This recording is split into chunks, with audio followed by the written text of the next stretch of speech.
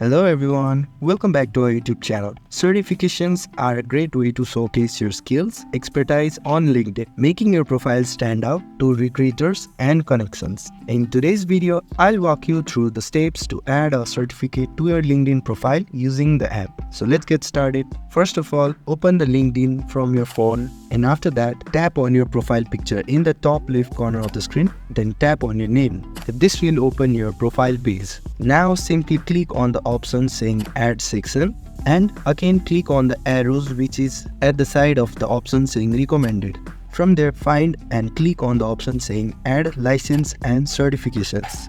And once you're in the license and certification section, it will open the form where you will input all your certification details. Now fill in the required details such as name, issuing organization, issue date, expiration date, credential ID and credential URL if available.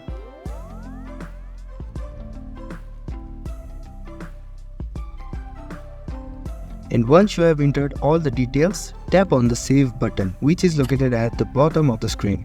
After that, your certification will appear in the license and certification section of your profile.